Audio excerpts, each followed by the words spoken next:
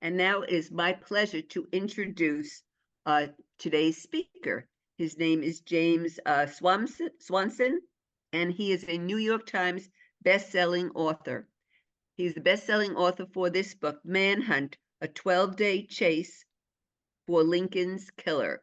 And this book is now being turned into an upcoming series for Apple TV by the same name. He is also an attorney who has written about the Constitution, history, and his articles appear in the Wall Street Journal, American Heritage, Smithsonian, and the LA Times. He serves on the advisory council of Ford's Theater for Abraham Lincoln Bicentennial Campaign, and he's on the advisory commission of Abraham Lincoln's Bicentennial Commission. So we're very lucky to have him here at the library, and we hope you will all enjoy it. Just a couple of things I would like to tell you. If you have a question, please put the question in the chat function. And if you're interested in getting a personalized copy of his book, I'm sorry, and the name of his book. See, I do tend to forget these things. The book he's going to talk about today is called The Deerfield Massacre, a surprise attack, a forced march, and a fight for survival in early America. I learned a little bit about it. This is going to be a fascinating lecture. I'm sure you will all enjoy it. And if you're interested in getting a personalized copy, please go to info@scatteredbooks.com. That's our local bookstore. I'll put the email address on the chat function so you could see it. But right now, please welcome James Swanson. Thank you, Joan. It's great to be with you.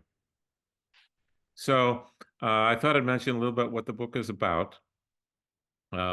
Deerfield, Massachusetts was on the northwestern frontier of the Massachusetts colony in the early 1700s. Deerfield was founded in the late 1600s.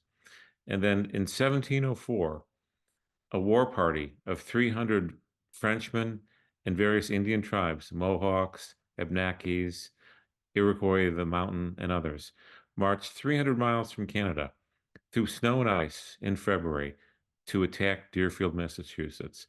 It was during a time of great conflict between France and England over the domination of the entire North American continent. And so the French and their native allies came down to attack Deerfield and help drive the English out of their New England settlements. And so it was leap year 1704, February 29th, 1704. In the middle of the night, the attack came by surprise.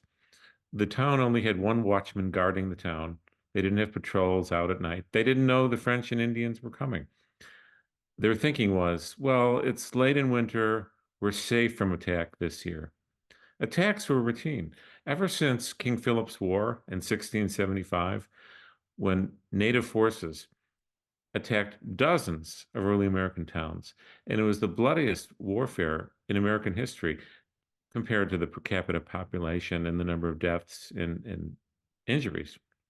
And so for 25 years, from 1675 till 1704, New England and the frontier had been a place of danger, terror, and surprise attack, and ambush, and kidnappings. The purpose of these raids was not to just kill people, it was to take captives for various reasons. Some of the tribes wanted to capture people for the so-called Mourning War, Mourning, to replenish tribes, people who had been killed in battle, died of wounds, died of illness. It was to bring people and adopt them into the tribe. It wasn't to treat them horribly as captives or as prisoners or to torture them or be cruel to them. It was to transform them into becoming natives and Indians. And that was one purpose of these raids in New England. Another purpose was to capture hostages and ransom them back to the English for cash or exchange for other prisoners that had been taken by the English, either French or Indians. And so, another purpose of these raids in early America was the Jesuit leaders of the French colonies in Canada, then known as New France, wanted to convert captives and people from the Puritan faith to the Catholic faith. And so there are various reasons involved in this conflict over the North American continent. And then it turned out that Deerfield was targeted for attack on leap year 1704. In 1675, a quarter century earlier, Deerfield suffered terribly during King Philip's War. A caravan of carts filled with wheat and supplies for New England troops during King Philip's War was attacked by surprise at a place called Bloody Brook. Maybe about 17 or 20 Teamsters were killed, along with 60 to 70 militiamen guarding it. And the Indians came by surprise out of nowhere. And so 800 to 1,000 natives attacked a caravan of about 80 people, and they were almost wiped out. Deerfield was abandoned. And then the town was rebuilt over time, and it was flourishing in 1704. About 300 people lived in Deerfield. It wasn't a rich town. They were tradesmen, carpenters, farmers, agriculture, livestock. Those were the preoccupations of Deerfield. And Deerfield, Massachusetts was led by Reverend John Williams, its spiritual leader. He had been there for many years, and all told, Reverend Williams was probably the minister of Deerfield for almost half a century. And so he was the leader of the town, and his parish and the town consisted of about 300 people, men, women, children, wives, husbands.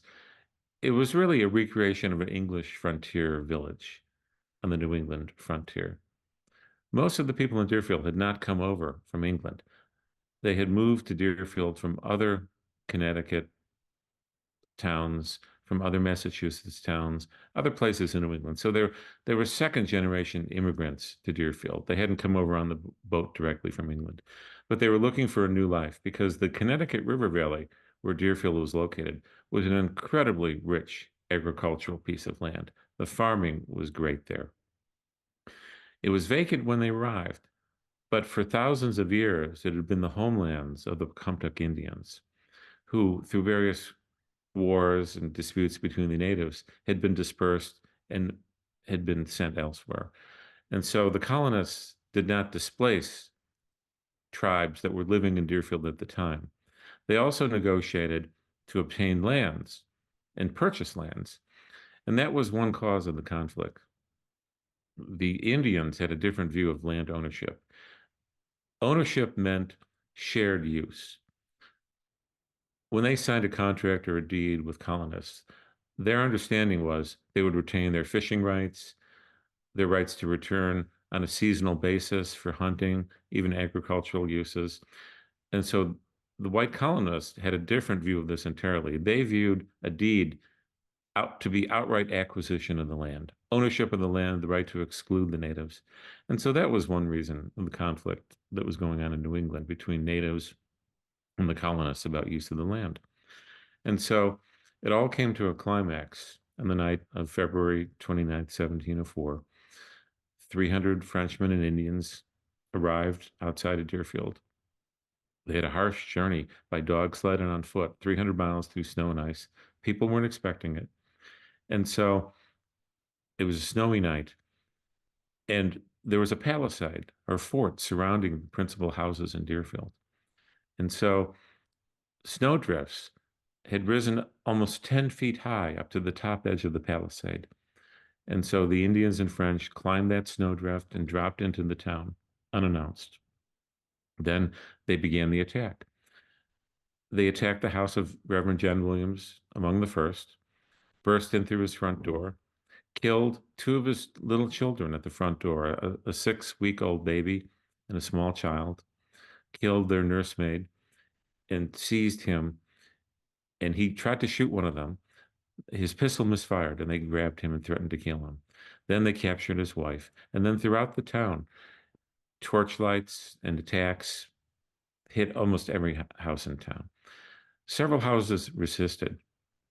And there's one famous house where there was a relic in town at the Pocumtuck Valley Memorial Association, which is really one of my favorite standalone museums in America. And the relic there is something called the so-called Old Indian Door. And that door resisted multiple attacks for hours to chop it down, to burn it down, to push through it and knock it down with brute strength. If you visit that door today, you can find the tomahawk slices and axe cuts in the door from efforts to chop it down. And so that door was not broken through. But uh, the person inside that house was terrified. And so they found a rear exit that no one knew about. The attackers didn't know about it at first. That person fled the house, went out the back door, didn't lock it behind him. And then the Indians and French filled the house and captured it. Another house put up a fortified defense for a few hours, firing dozens of musket rounds. Men, women, and children, about 18 of them, 20 of them, fought off 300 attackers, and they survived. And so today, if you go to Deerfield, nothing from the attack survives. Uh, that old Deerfield was burned down. The remnants of it lie deep below the ground. There's only one surviving witness of that, the attack, the raid. A giant sycamore tree on the front lawn of the town common was there the night of the attack. Otherwise, you can visit the sites of the houses that were there that night, boulders and plaques and other mementos. But that Deerfield was destroyed. And then during the night, the people were rounded up and taken to the center of the town. And then it was decided by townspeople who survived the attack and by help that came from the town of Hadley. Reinforcements arrived on horseback during the raid and drove some of the French and Indians out of town and chased the Indians and French and their captives. And they were heedless in their pursuit. They chased them into the meadows just north of town. And then the French and Indians laid an ambush there, and they killed a number of other colonists. And so the violence continued until early that morning, and the town was in flames. 112 people were taken captive the night of the raid. During the next few days, several were killed during the march of the escape back to Canada. Reverend Williams' own wife, Eunice Williams, was slain by either tomahawk or war club the very next day. She fell into a freezing river, couldn't continue. She didn't have the strength to do it, and she was slain by tomahawk. There's a monument today that marks the place where she was killed. Then, during the next several weeks, during the march to New France, an additional 20 people or so were killed along the way who couldn't make the march. They weren't strong enough, they were too small. So the Indians and the French killed mostly 20 women, children, pregnant women, women who had just given birth, the week. And so it was really, I liken it to almost the Bataan Death March from World War II, when people were slain along the journey when they couldn't keep up. And then these people were brought to Canada as hostages. And their experience as captives was as varied as their own personal stories. Some of them were kept by the tribes, some of them were kept by the Mohawks, some by the Abnaki, some by the Hurons, some by others.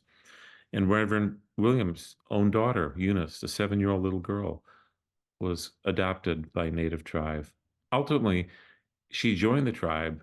She married an Indian from the tribe and really never returned home. Her father tried for years to bring her back and rescue her, but she never came home again until his dying day, 25 years later. He still hoped that he could bring his little girl home. And in the end, the story of the Deerfield Massacre, the raid on Deerfield, is really one of the greatest stories of battle and blood, faith, endurance, family, religion, religious freedom, and survival from early America. And so it's really one of my favorite early American stories because the Deerfield of 1704 was a place that we wouldn't recognize today. The American Revolution, which occurred 75 years later, 1775, 1776, really has overshadowed the history of early New England. This was 75 years before people like George Washington, Benjamin Franklin, John Adams. The founders hadn't even been born at the time of the Deerfield Massacre. And so it was also a terrifying New England.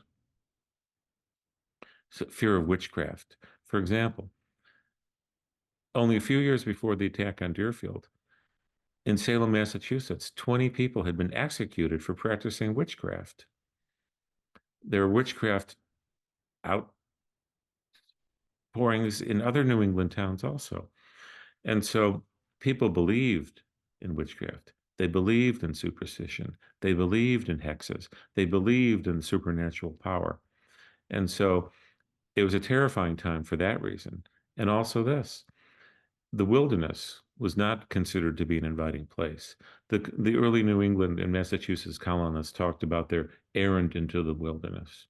William Bradford wrote about this in his History of Plymouth Plantation. And he said, "We crossed a vast ocean, and we found no one to welcome us, no inns to serve us, no places to live.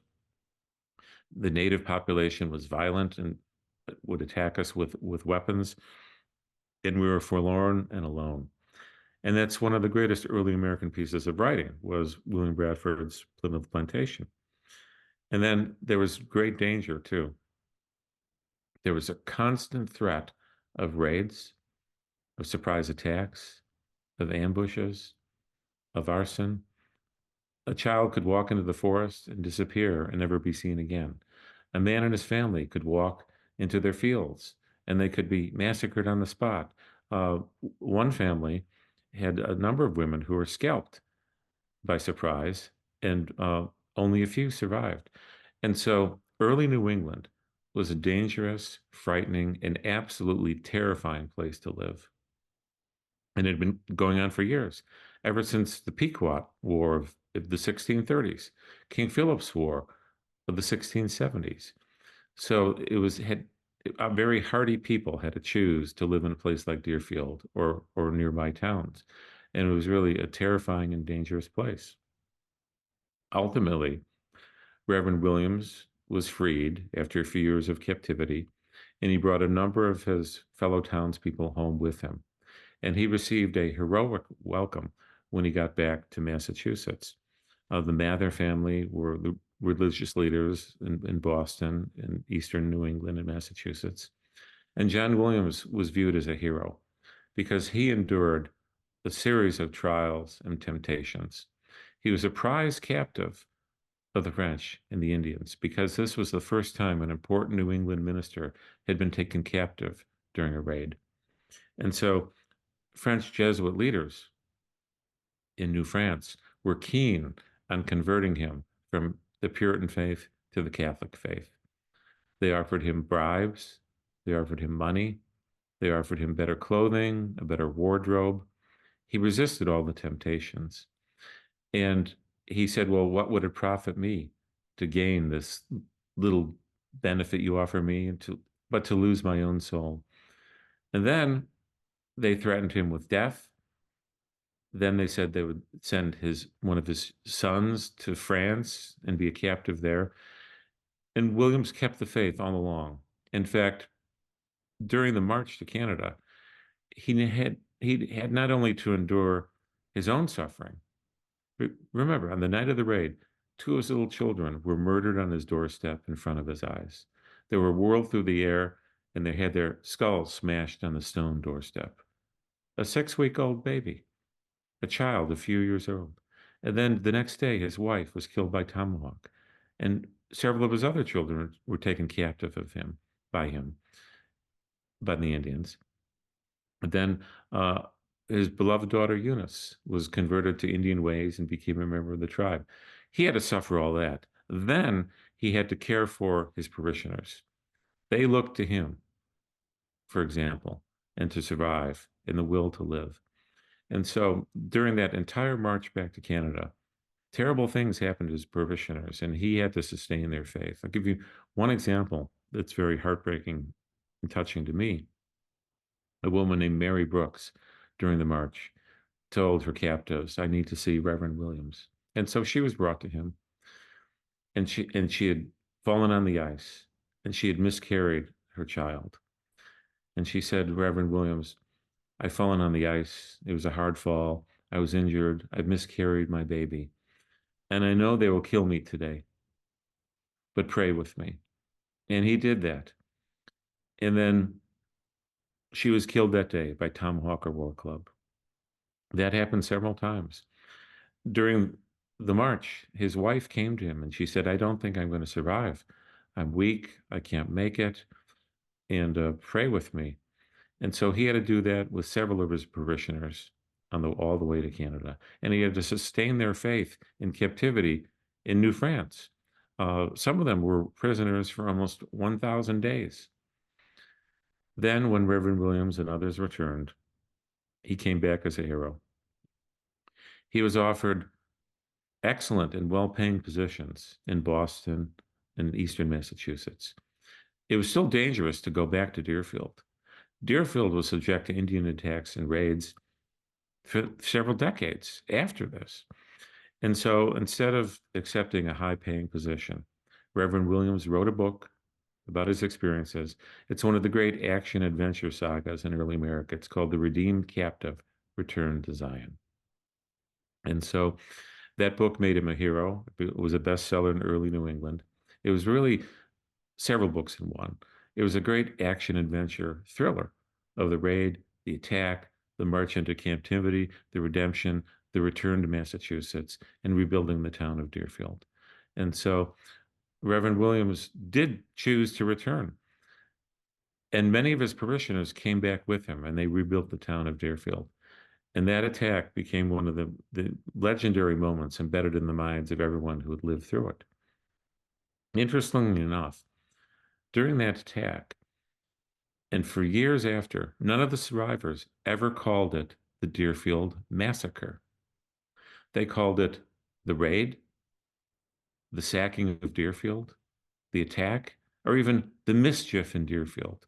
It was not until a century later, until 1804, when a minister in Deerfield gave a fire and brimstone sermon about the attack and repeatedly called it the Deerfield Massacre. The French didn't call it that. The Indians didn't call it that. The white colonists didn't call it a massacre. That came into vogue later. And that's an interesting story because in the 1800s, especially by the mid 1800s, late 1800s, there's a period of the so-called colonial revival. And the colonists venerated their ancestors, those hardy people who came over from England and colonized America. And so during that colonial revival, uh, early New England values were celebrated, ancestor worship made heroes of the people who had survived life in early New England. And in fact, that came to Deerfield. There was a man in Deerfield named George Sheldon, who was the town historian. And he venerated the colonists who'd survived the massacre or died during it. And he created memorial tablets in the Verkamtic Valley Memorial Association Museum honoring these people and dishonoring the Indians and criticizing them as bloodthirsty savages. And if you go to Memorial Hall, where the old Indian door is, you'll find what I call the cenotaphic chamber of ancestor worship. And all these people have their names carved in marble, and they look like tombstones, but they're not. No one is buried in there. But the names are there, honoring all the people and what happened to them. For example, here's one of the stones. It says, Merrifield captured, uh, married a savage, and became one. She was one of the captives who married into one of the tribes. And so there was a very anti-Indian perspective that took hold in the 1850s through the 1870s. And so that's an interesting part of this. And one thing I try to do in the book is restore Native American and Indian voices and perspectives to the whole episode. And in fact, for the 300th anniversary, Deerfield invited a number of people from the tribes in Canada to come down whose ancestors who had participated in the raid, who were descendants of some of the captives and the Indians who they'd married into the tribes. And so that perspective is much more welcome now and more understood. And once upon a time, it was thought that the savage Indians, the anonymous savage Indians, came and destroyed Deerfield. Now there's a much more sophisticated understanding of who are these tribes, what were their motives, what were the agendas, how different were they from each other, why were they involved in the raid, why did they participate. So one thing I try to do in the book is welcome a much broader and deeper understanding of the Native American perspective of the Deerfield raid. It's not a one-sided story. So I think that's very important to do in my book, which I've done. Also interesting is that Deerfield is the only town in early America that has commemorated and celebrated its own destruction. For example, in the early 1900s, 1910, 1913, 1916, Deerfield put on something called the Deerfield Pageant. That was pure ancestor worship, recreations of the Bloody Brook Massacre, recreations of the Deerfield Massacre of 1704. Some of the very descendants of the people who had lived through these attacks participated, dressed as their colonist ancestors. And so those pageants were very ancestor centric and celebrated the New England mission and the colonization of America. The Indians in those pageants were portrayed as an afterthought, as not key players in the story. Then, in the early 1900s, Thomas Edison's film company made a film of the Bloody Brook Massacre of 1675 and the Deerfield Massacre of 1704. It was the first time, obviously, during the silent film era, that anyone had made a movie of the Deerfield Massacre. And of course, it was very stereotyped. Uh, White actors played the natives. Their faces were painted red. Uh, Plastic putty was applied to their faces to give them what were thought to be Indian-like noses, and they wore black wigs to impersonate Indian warriors. And so it's a fascinating cultural artifact of that time, and to see how the image of Indians was portrayed in such a stereotypical way. Uh, in fact, the film is called Ananko's Vow, and the theme of the movie was that during King Philip's War and during the Bloody Brook Massacre, an Indian chief was killed, and he made his son swear to give obedience and honor and help to the white colonists. And then that young child became Anako, an Indian chief. And then during the Deerfield raid, he helped the white colonists, including a woman named Ruth Smith, who was captured. She was about to be tortured to death, burned at the stake. And he shows up and says, I am Anako. I invoke the right of the ancient Indian chiefs. Free the white maiden and take me. How stereotyped can that be? And then he helps them, and then he takes the white colonists and her stolid boyfriend, Ebenezer Dow, um, to the edge of the settlement and says, you go east, I go west. Well, that prefigures the entire movement to resettle Indians by force to the western lands, west of the Mississippi River. And then at one point, Anako is with the white colonist maiden, and he's now given her everything he had: his blanket, his land, his honor, his help and support. And the script from the film says something like, for a moment, he felt a stirring in his heart. In other words, was he in love with the white colonist woman? And it said he dismissed it immediately. And what I like to think is in Hollywood today, that movie would have had Ruth running away with Ananko to the west and leaving behind her boring Puritan settler boyfriend. But it's a fascinating image of cultural appropriation of the Native American image and myth. And then the Deerfield pageants also did that. And so it's fascinating to see how the Indian captivity narrative itself, and that's a very popular genre from early America. There were hundreds of books about being taken captive by the Indians.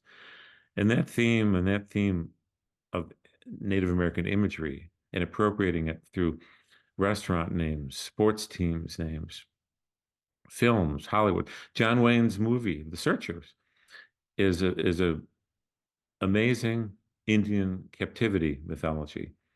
And so for the past 325 years, Deerfield has retold the story of the town over and over again. And so the history of the massacre is just part of the history of Deerfield. But it's fascinating to me that the town of Deerfield has kept that story alive for 320 years, reconfiguring it in different ways through different points of view. In fact, the Pocumtuck Valley Memorial Association Museum has been a pioneer in bringing not only Native American and Indian points of view to the story, also Black and African stories. For example, a woman named Parthena was one of two slaves owned by Reverend John Williams. She was murdered that night on his front doorstep along with two of his children. The next day, during the march, her husband, Frank, Reverend Williams had married Frank and Parthena. The next day, he was slain by the Indians. And so there was a larger African American presence than one would imagine in New England, let alone in Deerfield. And so that's one of the ways the whole story of early Deerfield has been reconfigured through a more sensitive and curious and scholarly point of view. And so if you go to Deerfield today, you'll find Deerfield is still a mile-long street called The Street. It's been that since the 1600s. And you'll find Deerfield today is a collection of modern museum houses along the street. There are two organizations in Deerfield. One is Historic Deerfield, which owns these houses on the street. The Historic Deerfield was founded by Henry and Helen Flint in the 1940s and 1950s, and it's a wonderful museum town. The houses that are there today are Revolutionary War era or a little later, and they're filled with wonderful antiques, decorative arts, paintings, silver, and other objects from early America.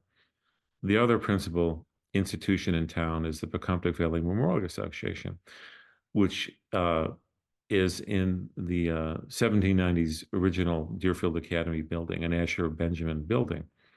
And that's a great museum of early American life.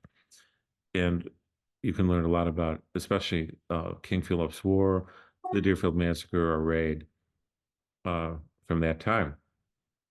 And so Deerfield is really a place where, according to a National Geographic article from the 1960s, which really put Deerfield on the map, the title of the article was Deerfield Keeps a Truce with Time.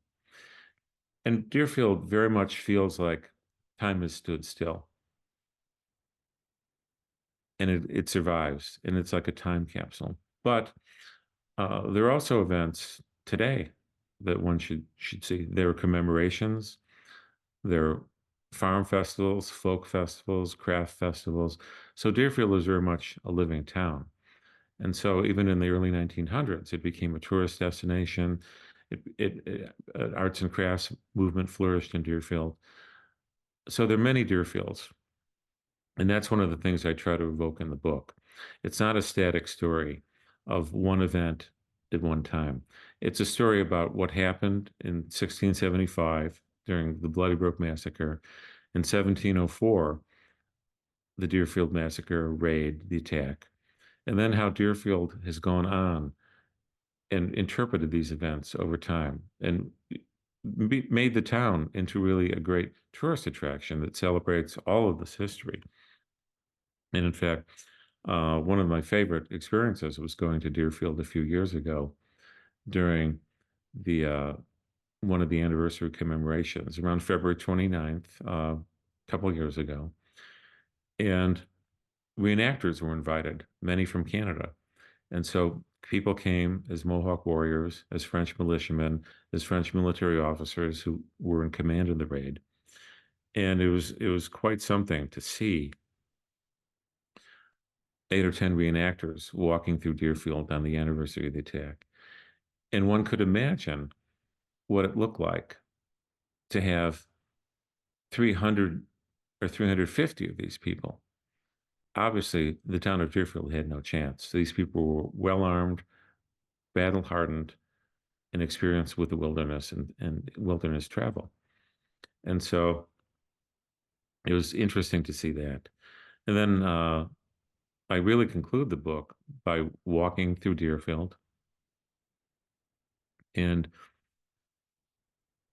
at midnight, around the time of the raid, it happened about 3 in the morning, but I walked through the town at midnight, walked through the snowy paths, walked across the ice, walked and looked up at the moon and the constellations in the heavens, Orion, and went to all the sites, went to the location of the old Palisade Fort, walked to the spot where Reverend Williams' house once stood, walked to the spot where the John Sheldon house once stood, uh, where the old Indian door resisted the attack through the night, where the John Stebbins house stood. Then I walked to the place of the Meadows fight, where the ambush was laid, when the rescuers trying to get the captives back were caught by surprise and ambushed, and many of them were killed. Then I walked to the town cemetery, where Reverend John Williams and his wife still lay side by side. Her gravestone uh, refers to the violence of the attack. And it says, and here lies the body of Mrs. Eunice Williams, faithful consort of Reverend John Williams. And she was slain by a rage of a barbarous enemy, the town, and had the tombstone inscribed. Then you'll find Reverend Williams' stone, who survived for 25 years since the raid and was beloved as the leader of the town for the rest of his life. His tombstone is a more peaceful stone. It says, "Here lies the body of Reverend John Williams, good and faithful pastor of this place." And so, whenever I go to Deerfield, which I really recommend people do, go to Historic Deerfield, go to the Buckumptic Valley Memorial Association, and you can really experience the whole span of centuries of American history from the 1600s through the present day. Deerfield is possessed by the story of what happened in 1704, but it's also the story of what's happened since then. Uh, the arts and crafts movement, the commemorations, the pageants, the Thomas Edison film, the museums today, the relics today. It's really a wonderful place to go. So I really try to evoke in my book past and present. And friends have asked me, why do you always write about death and disaster? I do, but I don't.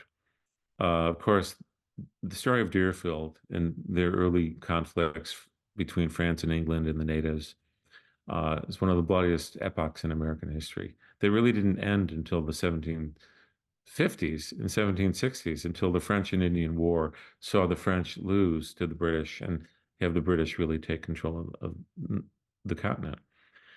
And so, what's so interesting is to see how Deerfield has reconfigured, recapitulated, reinterpreted, reunderstood, and told in new ways the story.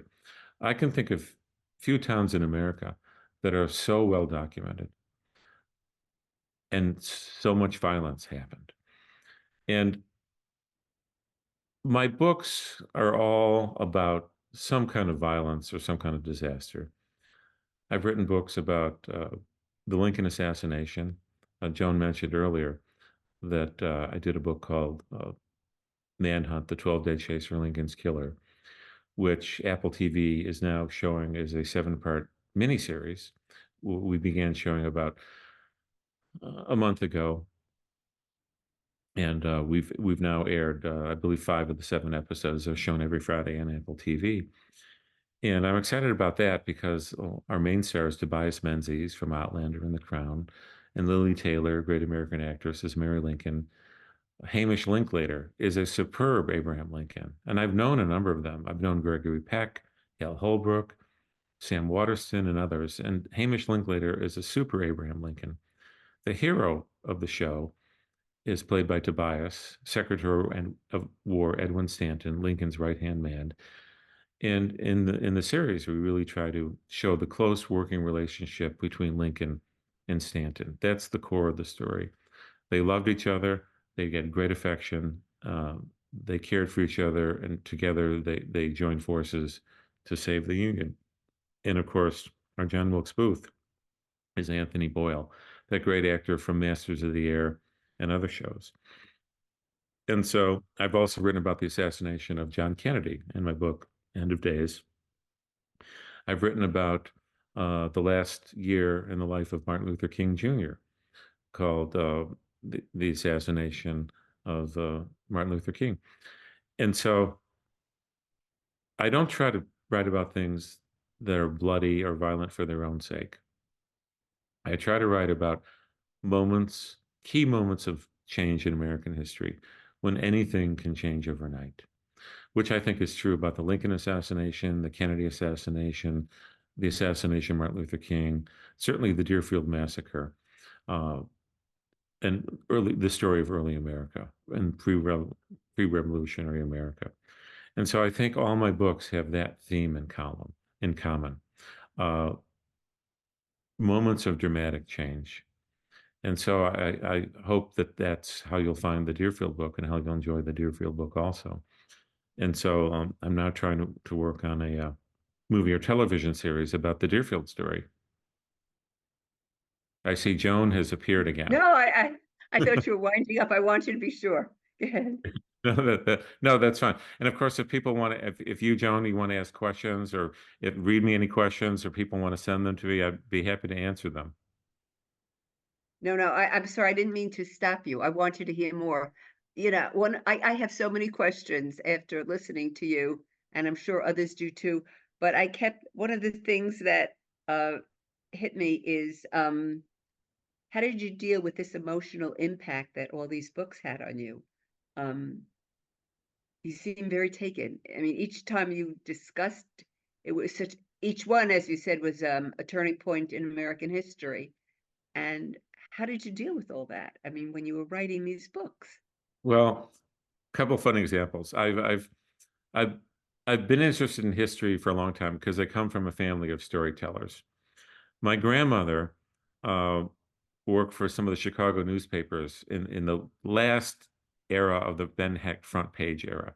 She worked for the Sun Times, the Daily News, and she was a great storyteller. When I was 6 years old, she said, "Jamie, did you know that during the World's Columbian Exposition of 1893 in Chicago, a madman doctor murdered 100 girls and dissolved their bodies in acid?"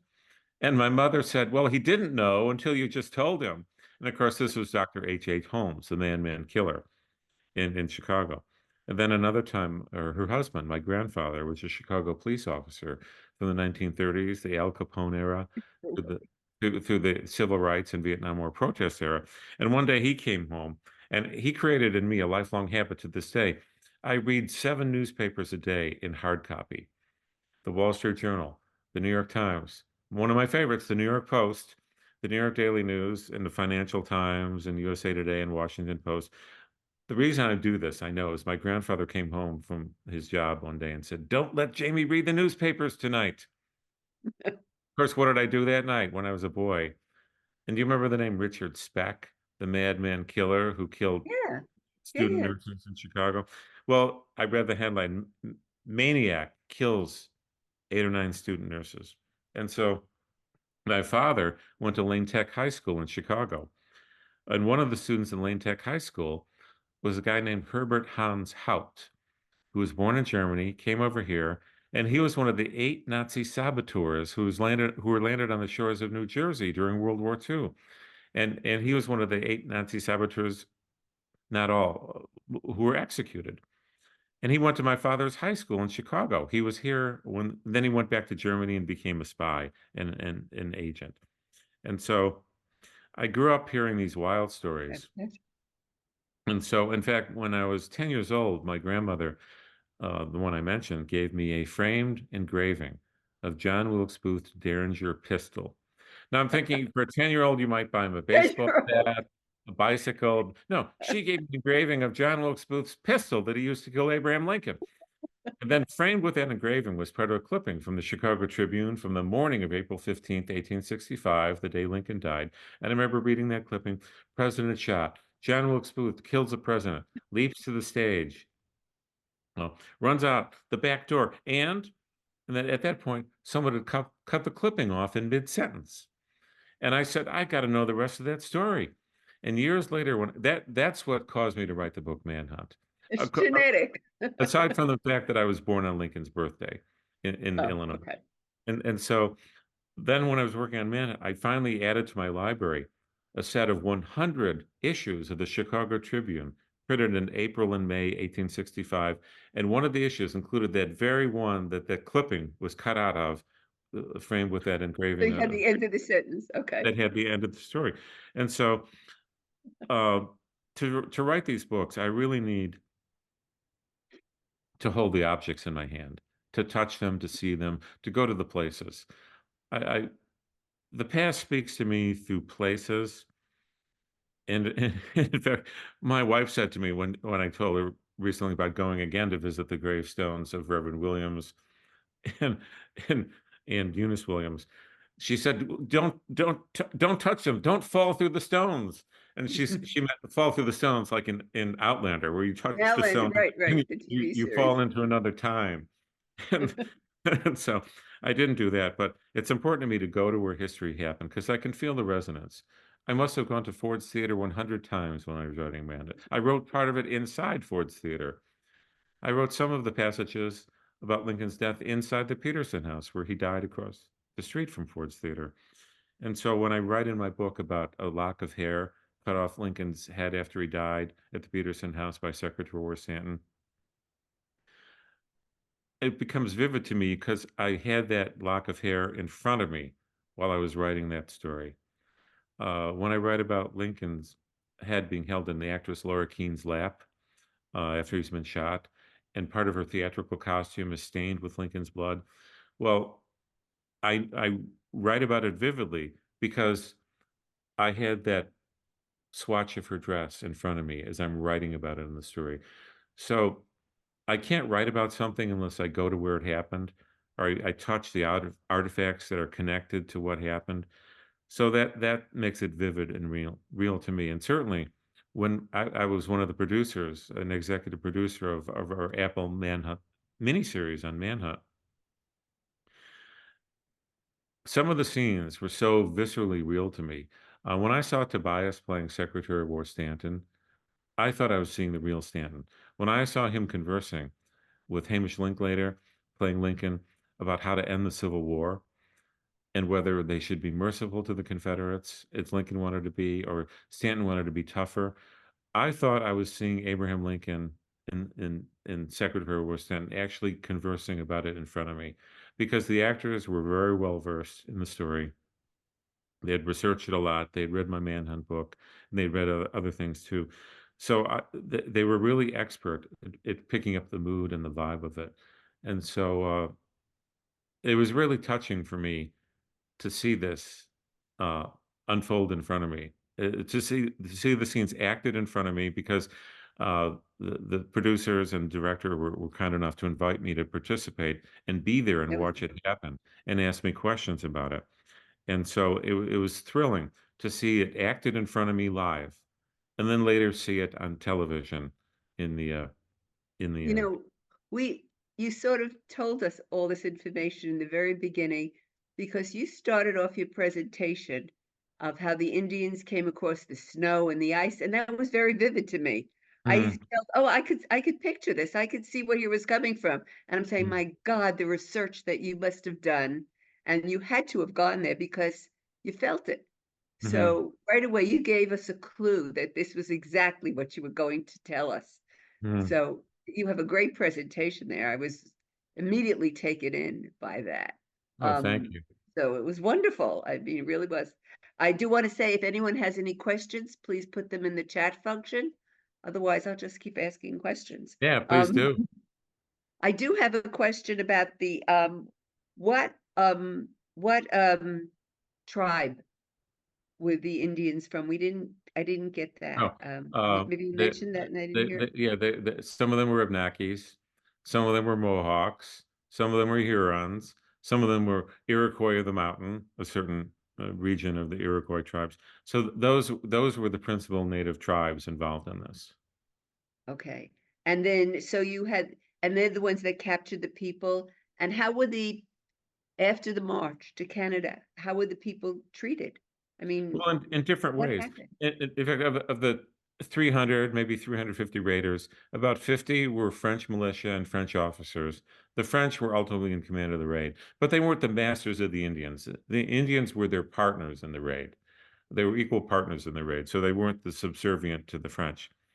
So the captives lived in different ways. They were not brought to one prison fortress and kept in one place. Some of them lived with the tribes at their camps and their towns. Some of them lived with French people, with French officials. In fact, Reverend Williams often lived with French officials who wanted to treat him well and hoped to ransom him and get him released from the tribes. Some of the French officials tried to get Eunice Williams released from the Mohawks. And they said, but they love her so much and she's so dear to them. It's almost impossible for us to free her. Some French officials offered to pay the Mohawks to get the girl, but they wouldn't give her up. And some of the Jesus. captives lived with regular French people, with farmers, with tradesmen. Some of them lived with French government officials. Some of them lived with the native tribes. And so the captives had a very mixed experience. And so they didn't have a uniform experience. They lived in different ways with different people during their captivity. And of Which course, one is reason totally for makes that, there was one reason for that was also the English were thinking of raiding Canada. And the captors didn't want a war party to arrive from New England and find all the hostages together and free them all. what I was. There's another question. Um, did the Indians have their own culture, and how was it more attractive to the captives then?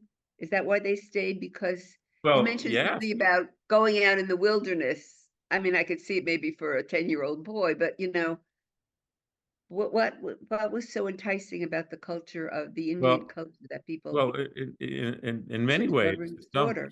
to some it was more attractive. Imagine you're a Puritan child. Let's say you're a boy or girl, 8 years old, 10 years old, 12 years old. You go to church. You live under a strict religious code, a Puritan code. Your life is very regimented. You work for your parents. You work with your parents. You do manual labor as a child. The Indian culture was less disciplinarian. You're hunting, you're fishing, you're growing crops, you're tending animals, you're playing games. And so the Indian and native way of life proved more attractive and more interesting to some of the children. Some of the female captives married Frenchmen. Some of them married people from the tribes. Uh, and so the life in Canada was attractive to some. Some converted to Catholicism. Some married Catholics. Some stayed Puritan but married French anyway, and some married Catholics. And so it was a very mixed bag. And some never wanted to come back. Some never did come back. Some chose not to come back. And so for the lifestyle, sometimes with the tribes, sometimes with the French Canadians, with the Catholics, for various reasons, some people were attracted to those lifestyles. We have a very interesting question from April Foley. I am a descendant of Hannah Stebbins Sheldon, killed February 29th, 1704. Is it possible for descendants to find out more about their ancestors? Yes, one thing I think you suggest you do is contact the Pecomtic Valley Memorial Association Museum in Deerfield and reach out to the director of that museum named Tim Newman, Neumann. Tim Newman is quite expert on all things Deerfield. He's in contact with some of the descendants. So the first place to start is with Tim Newman at the Pecomtic Valley Memorial Association. Also, go to the two-volume History of Deerfield written by George Sheldon, The History of Deerfield, Massachusetts. It's a two-volume book, and he's got a lot of genealogy in there. And so I would start that way to start researching more. Mhm. While you were talking about the Catholicism, did any of the Indians convert to become Catholics? Some of them did, yes. Hmm. They were praying Indians. Some Indians became Christian. Uh, Many did not. Some did. Uh, Mhm, it was a very multicultural, loose borders. mhm, Uh, and so some became Christian but didn't practice it really. Some were devout. Uh, some didn't want to do it at all. Uh, some did want to become Catholic. Some didn't want to become Catholic. There was no uniform rule. It was okay. a lot of individual choices, a lot of influences, depending on what priests might have tried to influence the tribes or convert the tribes, or which did not. So there's no uniform rule across the board. And this is probably a question you get a lot, but what was the most surprising thing that you learned when doing all your research? The first surprising thing was to realize how late in time really the word massacre came into vogue. Because New England and warfare in New England frontier was so violent, so bloody, it was almost expected as the rule. The colonists also took Indian scalps. They paid Really? bounties that varied in price depending on whether the scalp came from a native woman or man or a child. And Mhm, some of the colonists suggested buying savage mastiffs, giant savage dogs that would tear the Indians apart and kill them. And uh, and so, in fact, at Turner's Falls, there was an attack by the colonists on the Indians. Uh, the native perspective of that would be there was a massacre. Uh, the American Army called it the Battle of Wounded Knee. Well, to the native tribes, that was the massacre at Wounded Knee.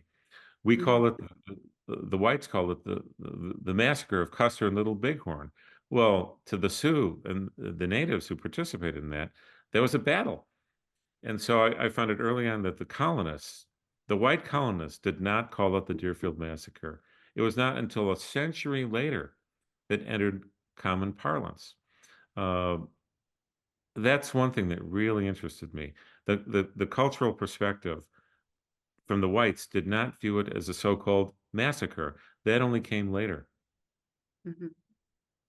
Where did you do all your research mostly? I mean, it was amazing how much as you said, we spoke before, it took 2 years, but you knew you were going to do this 20 years ago. Right.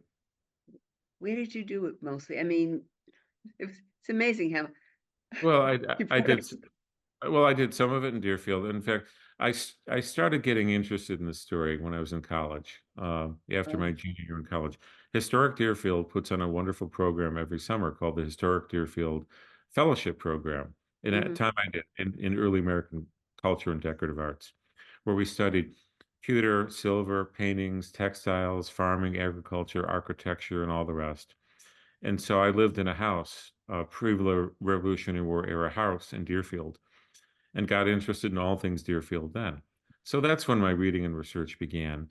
I did a lot of research at Historic Deerfield Library and Pocumtuck Valley Memorial Association, and through other books and other scholarship, mhm. and early New England records, French records, English records. So it's been a long, ongoing process. And also, uh, to the pop culture stuff, I bought a lot of my research material I found on eBay. I'll give you one example. Really? In 1907, Hadley had a 250th anniversary parade.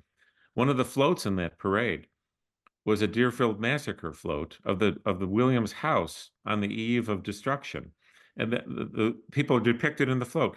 Well, until I found that photo on eBay, when I picked up an 8 by 10 inch news press photograph, the only one I've ever seen, maybe the only one that exists, or when I found things relating to images of Indian stereotypes relating to captivity and massacre and all that. I found some of these products on eBay. I found the pamphlets uh, promoting the Deerfield pageants. I bought copies of those from rare book dealers. So I got my things through rare book dealers, through Okay. eBay, through reprints, or through historic documents, historic Deerfield or PVMA or other places. So it was really a mix of things. Wonderful. If you have any questions, please type them in the chat function, because my last question is, what feeling do you want your readers to be left with the end of this book? I would like readers to have this feeling. You know, we hear talk these days of how we're at some kind of end of times, or these are the worst times we've ever seen. It's the worst time in America ever.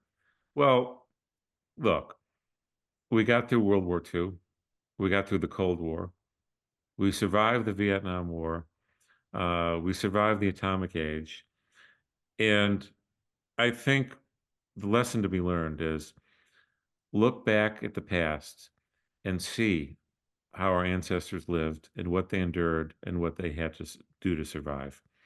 The challenges and tests of faith and patriotism and belief in country and family and community faced by the early pioneers of America in the 1600s, in the 1700s, in the 1800s, what the Civil War generation had to go through, up to 700,000 dead Americans between 1861 and 1865. When we look at what our ancestors and our forebears went through, we should take confidence that we can get through just about anything. American history has proven that. I don't Right. believe I don't believe we're at the end of days or it's the worst time ever. Our predecessors went through some of the worst times in our history and survived and got through it. And I think that should be the inspiration to us when we learn about these stories and read about these stories. We should have confidence in our faith, our family, community, and our nation, and we can get through anything we face. Well, that's a great way to end a book talk one. So thank you so much. This was wonderful. So I hope the audience will go and purchase the book. I left the in your chat function where you can get a personalized book. I'm sure there's so much more in this book that we haven't even touched on. So please go to info@scatteredbooks.com. Excuse me, and you could purchase a personalized book. They will mail it to you. And I thank you, James. This was just a wonderful talk about a period in history I know very little about. And I Well, thank you. Joan, thank you so much, Joan. I really enjoyed it. Thank you. I really loved it. Thank you so much. Goodbye, everyone.